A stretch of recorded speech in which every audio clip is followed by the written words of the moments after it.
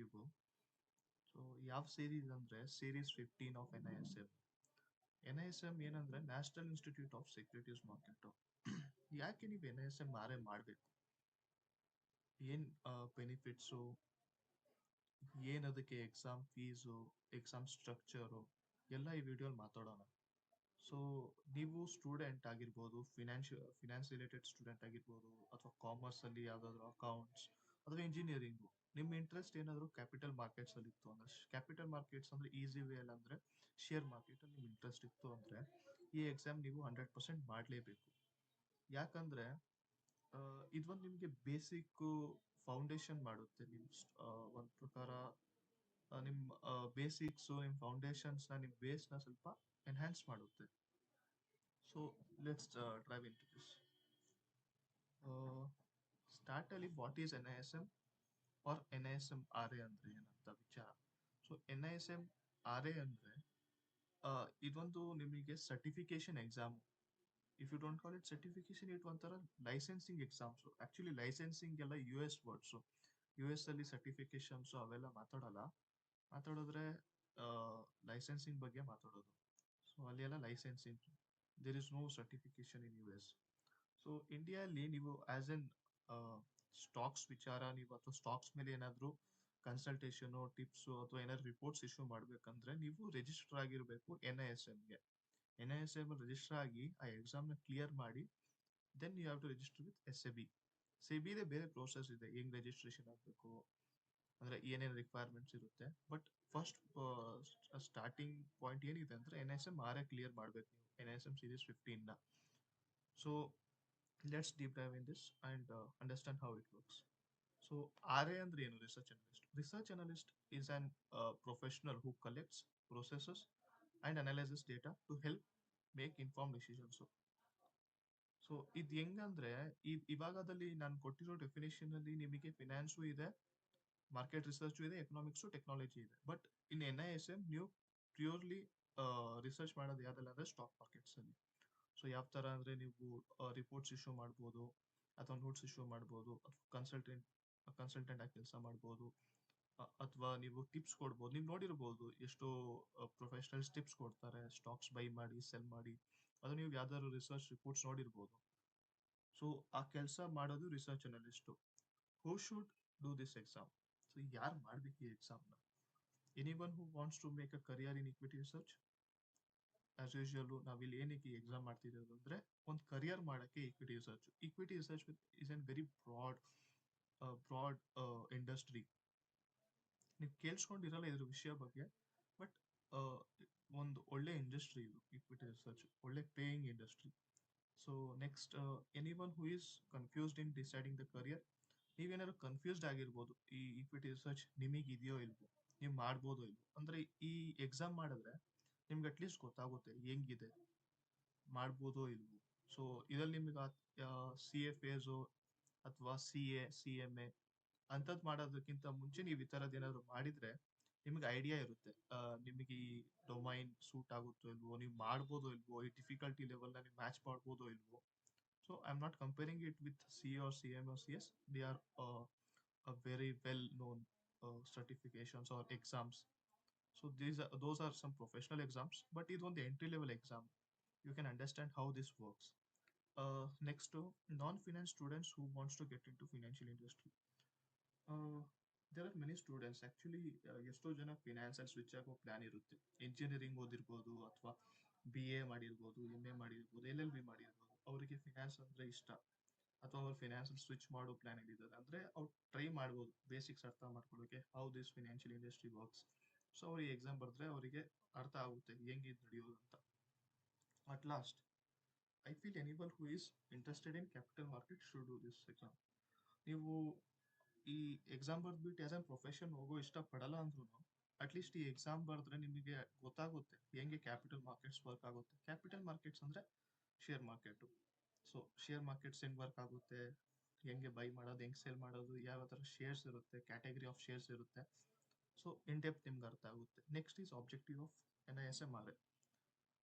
To know the Indian capital markets and their terminologies in the market. So Indian capital markets ಬಗ್ಗೆ ನಿಮ್ಗೆ ಎಲ್ಲ idea ಬರುತ್ತೆ. Terminologies used ಅಂದ್ರೆ equity, debt, ಅವೆಲ್ಲ terminologies. So ಅವನ್ನೆಲ್ಲ ನಿಮ್ಮ ಡೆಪ್ತಲ್ಲಿ ಅಂದ್ರೆ not that depth, but at least ನೀವು ಅಂಡರ್ಸ್ಟ್ಯಾಂಡ್ ಮಾಡ್ಬೋದು ಯಾವ ಥರ ಏನಿರುತ್ತಂತ. To know the approaches used in fundamental analysis. ಬೇರೆ ಬೇರೆ ಅನಾಲಿಸಿಸ್ ಇರುತ್ತೆ, ಅಪ್ರೋಚಸ್ ಇರುತ್ತೆ, ಅಥವಾ ಮೆಥಡ್ಸ್ ಇರುತ್ತೆ. ಆ ವಿಷಯದ ಬಗ್ಗೆ ನಿಮಗೆ ಒಂದು ವ್ಯೂ ಬರ್ಬೋದು ಈ ಎಕ್ಸಾಮ್ ಬರೆದ್ಮೇಲೆ. ಅದು ಈ ಥರ ಇದೆ, ಆ ಥರ ಇದೆ, ಯಾವ ಥರ ಇದೆ ಆ್ಯಕ್ಚುಲ್ ಆಗಿ, ಬಾಟಮ್ ಅಪ್ ಅಪ್ರೋಚಾ, ಅದೇ ಬೇರೆ ಬೇರೆ ಥರ ಅಪ್ರೋಚಸ್ ಇರುತ್ತೆ ಅಥವಾ ಅನಾಲಿಸಿಸ್ ಇರುತ್ತೆ. ನಿಮ್ಗೆ ಅದ್ರ ಬಗ್ಗೆ ಅಂಡರ್ಸ್ಟ್ಯಾಂಡಿಂಗ್ ಬರುತ್ತೆ. ಸೊ ನೆಕ್ಸ್ಟ್ ಬಂದು know the basic principles of micro and macro economics. ಇದರಲ್ಲಿ ಹೆಂಗಂದ್ರೆ ನೀವು ಮೈಕ್ರೋ ಅಂಡ್ ಮ್ಯಾಕ್ರೋ ಎಕನಾಮೀಸೇ ಮೇನ್ ಇರೋದು ಆ್ಯಕ್ಚುಲಿ. ನಿಮಗೆ ಅರ್ಥ ಆಗುತ್ತೆ ಯಾವ ಥರ ಏನು ವರ್ಕ್ ಆಗುತ್ತೆ. ನೀವು 10th 12th ಅಲ್ಲಿ ಏನಾದ್ರು ಓದಿದ್ರೆ ಇನ್ನ ಈಸಿ ಆಗುತ್ತೆ. To know the industry drivers and resources, sources of information used in the process. ಈ ಇಂಡಸ್ಟ್ರಿಯಲ್ಲಿ ಏನ್ ಡ್ರೈವರ್ಸ್, ಕೀ ಡ್ರೈವರ್ಸ್, ಯಾವ್ದು ಬೇಸಿಸ್ ಮೇಲೆ ಇಂಡಸ್ಟ್ರಿ ವರ್ಕ್ ಆಗ್ತೈತೆ. ಆಟೋಮೊಬೈಲ್ ಇಂಡಸ್ಟ್ರಿ ಆಗಿದ್ರೆ ಯಾವ ಸೆಗ್ಮೆಂಟ್ ಅದು ಟಾರ್ಗೆಟ್ ಮಾಡ್ತೈತೆ, ಪರ್ಸನಲ್ ವೆಹಿಕಲ್ ಅಲ್ಲಿ ಮಾಡ್ತೈತಾ, ಕಮರ್ಷಿಯಲ್ ವೆಹಿಕಲ್ ಅಲ್ಲಿ ಮಾಡ್ತೈತಾ, ಅಥವಾ ಇ ವಿ ಅಲ್ಲಿ ಮಾಡ್ತೈತಾ. ಸೊ ಅದೊಂಥರ ಕೀ ಡ್ರೈವರ್ಸ್. ಇನ್ನ ಡೆಪ್ತ್ ಅಲ್ಲಿ ಇರುತ್ತೆ, ಬಟ್ ಓವರ್ ವ್ಯೂ ಅಲ್ಲಿ ನಿಮಗೆ ಅಂತಿರೋದು ನಾನು. ಮತ್ತೆ information used in the process. ನೀವು ಎಷ್ಟೋ ಸ್ಮಾಲ್ ಬಿಟ್ಸ್ ಆಫ್ ಇನ್ಫಾರ್ಮೇಶನ್ ನ ಕಲೆಕ್ಟ್ ಮಾಡಿ ಅದನ್ನ ಒಂದು ದೊಡ್ಡ ವ್ಯೂ ಅಲ್ಲಿ ತೋರಿಸ್ತೀರಾ. ಸೊ ಈ ಇಂಟರ್ಲಿಂಕ್ ಮಾಡ್ಕೊಂಡು ನೀವು ತೋರಿಸ್ತೀರಾ. ಮಿಕ್ಕಿದ್ದು ಫ್ಯೂಚರ್ ಕ್ಲಾಸಸ್ ಅಲ್ಲಿ ನಿಮ್ಗೆ ಇನ್ನೂ ಗೊತ್ತಾಗುತ್ತೆ ಡೆಪ್ತ್ ಅಲ್ಲಿ. Exam, I mean NISM-RA exam structure ಏನು. ಸೊ ಇರೋದು 100 ಮಾರ್ಕ್ಸಿಗೆ ಟೋಟಲ್. ಡ್ಯೂರೇಷನ್ ಬಂದು 2 hour. Passing score minimum 60%. But ಏನ್ ಕ್ಯಾಚ್ ಇದೆ ಅಂದ್ರೆ 0.25 ಪರ್ ಕ್ವಶನ್ ನೆಗೆಟಿವ್ ಮಾರ್ಕಿಂಗ್ ಇರುತ್ತೆ. ಸೊ ಮಿನಿಮಮ್ 60 ಬರ್ಬೇಕು ನಿಮಗೆ ಪಾಸ್ ಆಗ್ಬೇಕಂದ್ರೆ.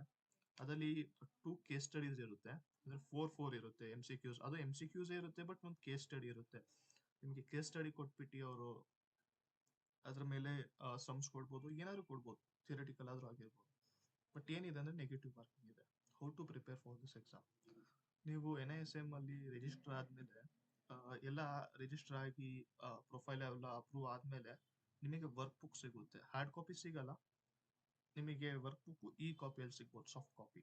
ನೀವು ಅದನ್ನ ಪ್ರಿಂಟ್ ಮಾಡಿಸ್ಕೊಂಡು ಓದ್ಬೋದು, ಇಲ್ಲಾಂದ್ರೆ ಮಾರ್ಕೆಟ್ಸ್ ಅಲ್ಲೂ ಸಿಗುತ್ತೆ. ಮಾರ್ಕೆಟ್ಸ್ ಅಲ್ಲಿ ನಿಮಗೆ ಬುಕ್ ಸಿಗುತ್ತೆ, ಅರೌಂಡ್ 300-400 ಚಾರ್ಜ್ ಮಾಡ್ತಾರೆ. ಟ್ಯಾಕ್ಸ್ ಮೆನ್ ಬುಕ್ಸ್ ಇರುತ್ತೆ. ನೀವು ಬುಕ್ ತಗೊಂಡು ಓದ್ಬೋದು.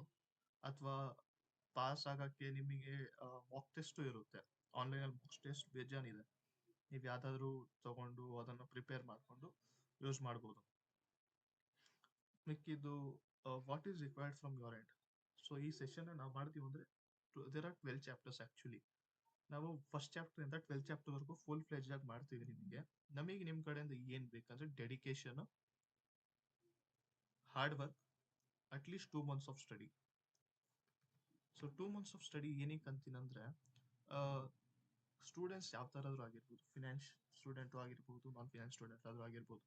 ಬಟ್ ಈ ವಿಷಯದಲ್ಲಿ ನೀವು ಬರೀ ಎಕ್ಸಾಮ್ ಪಾಸ್ ಆಗ್ಬೇಕಂತ ಬರ್ತೀರಾ ಅಂದ್ರೆ, ಎಕ್ಸಾಮ್ ನೀವು ಆಸ್ ಎ ಫಿನಾನ್ಸ್ ಸ್ಟೂಡೆಂಟ್ ಅಥವಾ as A commerce student 1 read ಅಲ್ಲೇ ನೀವು ಮುಗಿಸ್ಬೋದು. ಏನಕ್ಕೆ ಆಲ್ಮೋಸ್ಟ್ ಎವ್ರಿಥಿಂಗ್ ಇಸ್ ಸಿಮಿಲರ್.